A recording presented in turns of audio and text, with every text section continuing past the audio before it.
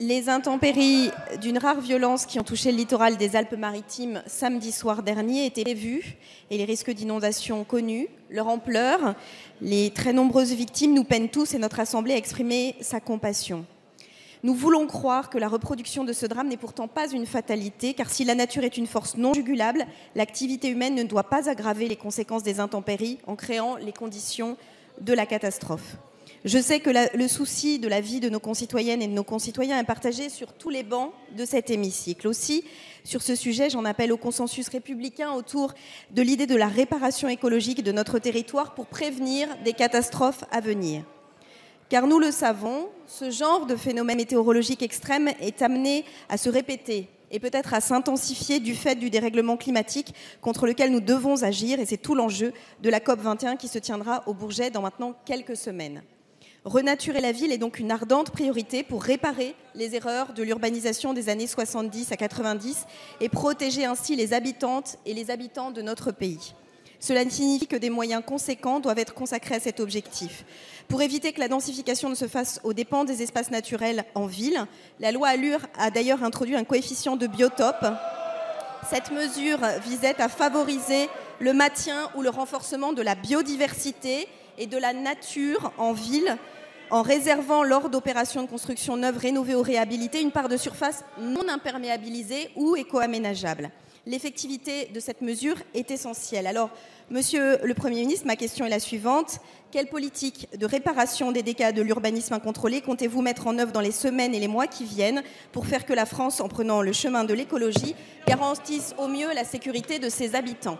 Merci Madame Duflot. La parole est à Madame la Ministre de l'Écologie, du Développement durable et de l'Énergie.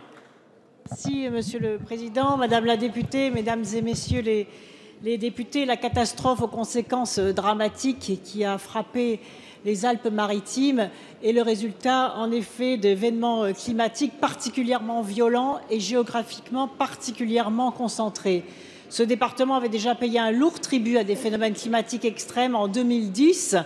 Et vous m'interrogez sur la façon dont on peut prévenir ces événements. Je voudrais saisir cette occasion pour rendre hommage au travail que font les maires, les présidents de communautés de communes, les collectivités territoriales. Et je rappellerai que depuis 2007, ce sont 107 plans d'action de prévention des inondations qui ont été mis en place partout sur les territoires vulnérables. J'en sais quelque chose, puisque d'ailleurs avec les élus de Poitou-Charentes ici présents, nous avons connu l'événement dramatique de 2010 avec la tempête Xynthia et plus de 47 morts.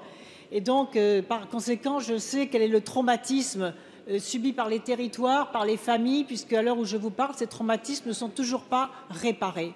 Et nous devons donc accentuer effectivement la prévention, mais pas seulement, nous devons aussi aider les élus locaux, et c'est tout le sens du travail du ministère de l'Écologie, du Développement durable et de la prévention des risques, aider les élus locaux à mettre en place les plans de prévention des risques.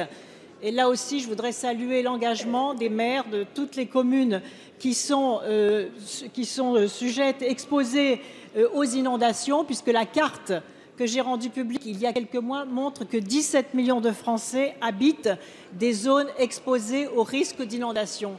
C'est vous dire le travail qu'il y a à accomplir, notamment dans l'amélioration des systèmes d'alerte, dans la réduction de la vulnérabilité des bâtiments, dans la construction des ouvrages de protection, mais aussi dans l'application des coefficients de biotope, c'est-à-dire dans la désartificialisation des sols, pour permettre en effet que la force de ruissellement des eaux puisse être atténuée par la perméabilité des sols.